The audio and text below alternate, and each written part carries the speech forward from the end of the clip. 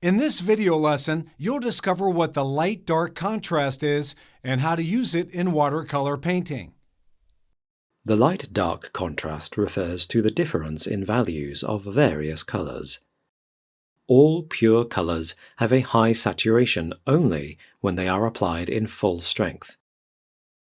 All light swatches of tints are now in place.